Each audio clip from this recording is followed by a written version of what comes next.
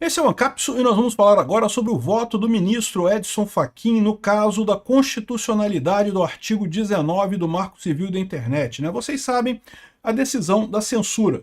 O STF está votando basicamente para trazer de volta a censura aqui no Brasil. E foi um voto surpreendente, ele votou pela constitucionalidade, ou seja, ele votou contra a censura. Estava todo mundo imaginando que seria uma votação alinhada à política, ou seja, o Cássio Nunes e o André Mendonça votando pela constitucionalidade, pela liberdade de expressão, os demais todos em diferentes graus de vermelho ali, querendo mais ou menos censura no final das contas. E olha que surpresa, o Edson Fachin, o mais comunista dos outros ministros lá, votou pela liberdade de expressão também. Que coisa impressionante, né? É o que eu falo para você. A raiva com o bolsonarismo, com as redes sociais, é muito maior entre o pessoal da centro-esquerda, PSDB, PSD, essa turminha ali, do que com a extrema-esquerda no final das contas. A extrema-esquerda também tá no lado da liberdade de expressão no final das contas, né? Então, um voto surpreendente do Fachin e que tem consequências, tá? Por quê? Mostra, no mínimo, não, assim, vai perder, tá? Vai perder porque já tem a maioria pela censura, né? A maioria já votou a favor da censura. Então, ainda faltam o voto da Carmen Lúcia e do Cássio Nunes, né? Não vão fazer diferença, já tem maioria já para censurar, para ter a censura. O que a gente não sabe ainda é o resultado final dessa censura. Agora, o voto do Edson Fachin foi um voto muito consciente e mostra uma coisa importante. Primeira coisa, que aquela união que tinha ali dos ministros já está quebrando. Por que está quebrando? Porque o Alexandre de Moraes tem feito tanta merda nessa história que o pessoal já está meio que sem saber se vai seguir mesmo esse caminho. Já está o pessoal procurando se salvar nessa história toda, né? Eu não duvido nada que o Fachin, que nunca foi muito próximo do Alexandre de Moraes, exatamente porque o Alexandre de Moraes é do PSDB, é da centro-esquerda, e o Fachin é da extrema-esquerda, nunca foram muito próximos, ele não comprou essa briga do Alexandre de Moraes, né? E no final das contas, o outro motivo para isso é justamente que esse caso é um caso absurdo. O que o Fachin votou aqui é o correto. O que ele fala é o seguinte: todo mundo está injuriado com as redes sociais, acha que tem muito ataque, tem muita coisa, e é verdade. O problema é que não se resolve isso com regras absurdas que levam à censura. Não tem outra maneira de se garantir a liberdade de expressão que não seja exigir uma ordem judicial antes da derrubada de algum assunto. Ele está corretíssimo, né? Porque qualquer coisa diferente disso implicaria em criar um órgão qualquer que vai dizer o que é certo e o que é errado, e isso, em última análise, vai invariavelmente, todas as vezes que isso aconteceu na história, acabou sendo usado pelo governo para calar a oposição. Essa notícia foi sugerida por Carteiro, que extraviou a minuta do golpe, o único youtuber que para o intervalo, e os caras continuam vindo aqui ver meus vídeos, porque continua vendo, né? Senão não estava comentando no meu vídeo aqui, e várias outras pessoas. Obrigado aí ao pessoal que sugeriu notícias lá no nosso site, no visãolibertaria.com, e obrigado a você que está assistindo o nosso vídeo. Se você gosta do nosso conteúdo, por favor, deixe o seu like, se inscreva aqui no canal após o nosso intervalo. Bom, então vocês sabem, né, o contexto dessa coisa toda, né? O pessoal do PT, a esquerda, está querendo censurar as redes sociais. O Lula está desesperado com isso, porque o Lula está perdendo popularidade, está vendo que vai perder as eleições de 2026. O pessoal do STF não está satisfeito com isso também, porque sabe que a coligação PT-STF é a única coisa que garante o STF relativamente comportado, né? Ou seja, o próximo presidente vai indicar 3 ministros do STF, se for alguém da direita, indicar 3 ministros que já vão fazer aí 5 ministros mais à direita. Ok, eu sei que o pessoal vai dizer que, não, mas André Mendonça e Cássio Nunes não são de direita e coisa e tal. Mas você entende o ponto, né? É mais a direita. Dá para ver claramente que eles são menos à esquerda que o resto da galera, né? Então, ou seja, seriam 5 ministros mais neutros ou mais à direita lá no STF, e aí basta ter mais um impeachment de um único ministro ou algum único ministro pedir renúncia, que você já tem 6-5 para o nosso lado. Ou seja, a gente já pode, até 2030, reverter todas essas lambanças que o STF tem feito na liberdade de expressão e em tantas outras áreas aqui no Brasil, né? Então, a esquerda está desesperada, parte do STF está desesperado porque quer que a esquerda ganhe em 2026. Então, a esquerda e o STF estão desesperados por quê? Porque eles queriam destruir Bolsonaro. O plano sempre foi esse, né? Eles achavam que bastava tirar Bolsonaro da presidência, que Bolsonaro iria sumir. Bolsonaro não sumiu, continua tendo um apoio muito grande. Não, vamos tornar ele inelegível que ele some. E tornar ele inelegível, e ele não sumiu, ele continua tendo apoio.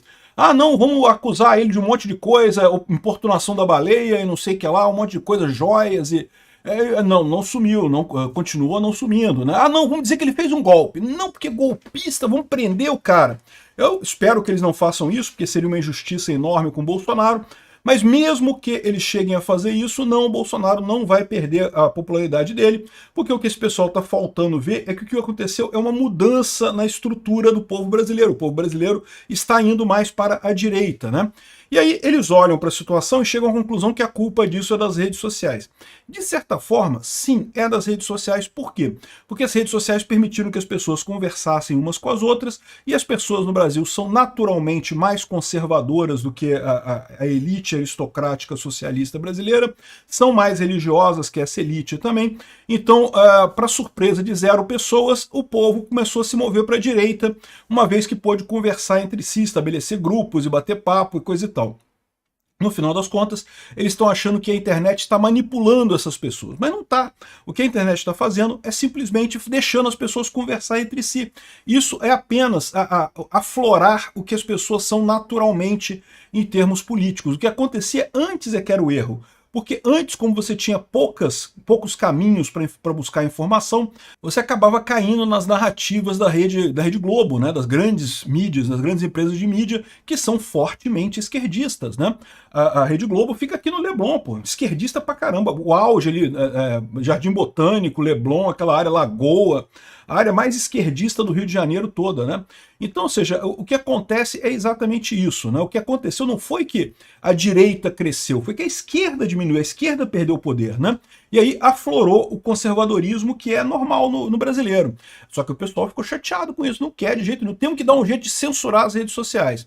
E o maior problema disso, como eu falo para vocês, é que eles vão censurar, não vai adiantar nada, aí o que eles vão fazer? Eles vão censurar mais ainda, vai continuar não adiantando nada, vão censurar mais ainda e não vai adiantar nada do mesmo jeito, só que nesse processo de ficar censurando, vai sacanear um monte de gente que trabalha na internet, como por exemplo eu, né, meu amigo, eu trabalho na internet.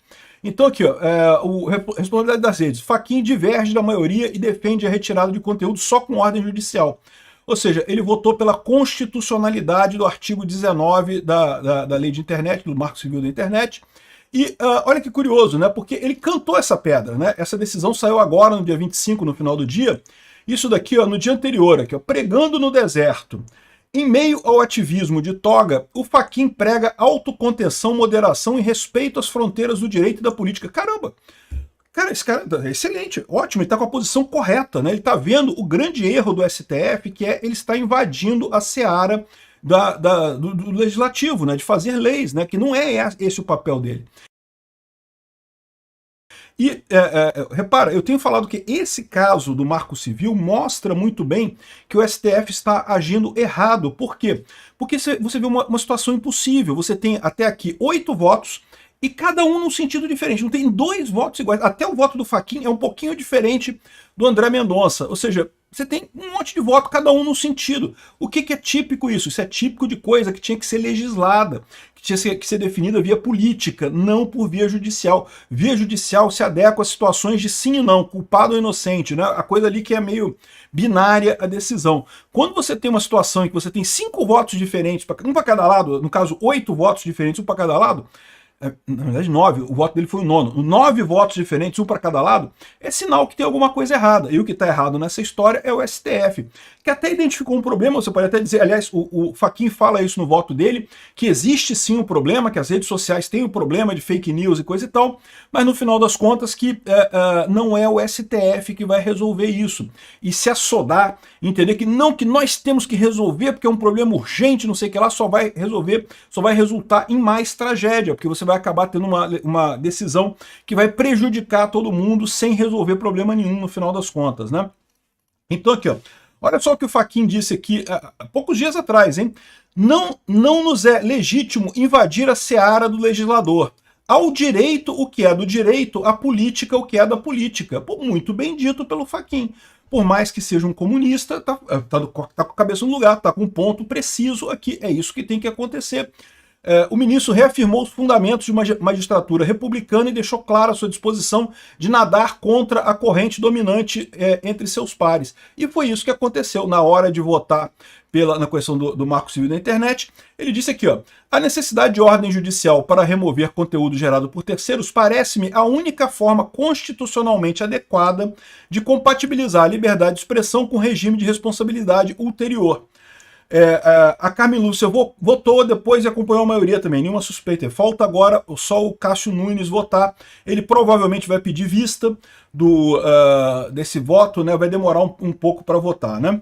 Então, ele divergiu e ó, e teve problema, tá? O pessoal colocou um voto que contrariu a maioria já formada do Supremo. Fachin posicionou-se ao lado do André Mendonça e possivelmente do Cássio Nunes também, né? Pela tese que as plataformas só devem ser responsabilizadas por conteúdos ilegais se descumprirem ordem judicial prévia, o que é absolutamente correto. Você pode até entender, como o pessoal falou, não, se for um crime, né, terrorismo, não sei o que lá, ok, né? Mas coisas como ataque à democracia, por que é um ataque à democracia? Uma crítica é um ataque? Né? Fica um negócio extremo, né? Aqui, ó, os remédios para os males da democracia devem ser encontrados dentro da caixa de ferramentas da própria democracia. Olha o que eu venho falando para vocês. Qualquer um que se diga ou que se coloque como salvador da democracia e para isso comece a deturpar as regras da democracia, o juiz natural, o devido processo legal, essas coisas todas, esse cara é automaticamente um ditador. Ou a democracia sobrevive com as próprias regras dela, com a própria força dela, ou ela já morreu, ela já não existe. Né? E o Fachin está falando aqui abertamente isso daí, né? Ou seja, no final das contas, o placar está 7-2, agora 8-2, falta só o voto do Nunes Marques, o possível é que termine 8-3, mas de qualquer forma a maioria ganhou, mas não diminui a importância desse voto, tá? Por quê? Porque o fato é o seguinte, é o primeiro voto inesperado nessa história. Porque, vamos combinar, o André Mendonça e o Cássio Nunes, o pessoal já esperava que eles iriam divergir. Os outros ministros todos acompanharam direitinho lá, pianinho, ao receituário da esquerda. O Fachin botou o pezinho para fora ali, falou, olha, eu não vou entrar nessa brincadeira não. Não sei se ele está com medo também de não poder mais ver o Mickey, né, ver a Disney, porque lembra, né? O processo lá nos Estados Unidos é justamente contra juízes ou pessoas, de forma geral, que vão contra a liberdade de expressão e as empresas americanas, né? Talvez o Fachin goste muito do Mickey, né? E não está querendo ficar por fora disso daí. É uma possibilidade também. Então, qual que é a importância dessa história? Como eu falei, primeira coisa, o voto do Fachin acaba tendo um peso grande por ele ser da turminha da esquerda. Outra coisa, o voto do Fachin quebrou a expectativa do pessoal, deu um chacoalhão nisso daí, que tá todo mundo esperando que ia ser muito moleza para isso e não vai ser mais, né? Aliás, teve briga aqui, ó. Não, tá aqui, ó. Peraí, esse daqui, ó. O Moraes, desatento ao voto de Fachin, pede retificação de uma menção ao voto dele, mas a menção não havia sido feita. Ou seja, o Alexandre Moraes ficou até desorteado. Não pode, que negócio é esse? Ou seja, tá mostrando um racha, né? Tá rachando o STF. Que eu tô vendo que já há algum tempo que a gente tem notado esse tipo de discordância no STF. Isso não era comum. Durante o governo Bolsonaro, o STF estava uníssono.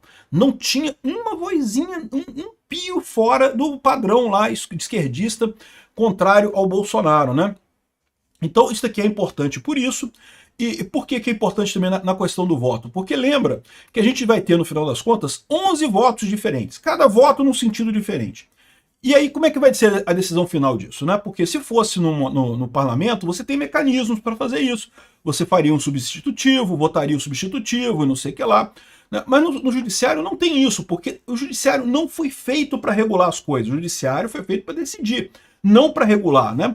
Então, ou seja, o voto dele pode acabar tendo um peso na hora de definir qual vai ser o resultado final dessa história toda, né? Temos que ver agora qual vai ser esse voto final, que vai ser... o Cássio Nunes deve pedir vista, o Barroso falou que vai estruturar, vai nesse meio tempo negociar e tentar estruturar um voto, falou que vai fazer um almoço com a galera para bater um papo, né, e decidir como é que vai ser a coisa, e vai estruturar esse voto. Mas seja lá qual for esse voto final, é uma coisa absurda, porque não tem a publicidade, não tem o debate, foge do interesse público brasileiro, é mais um absurdo que o STF está fazendo.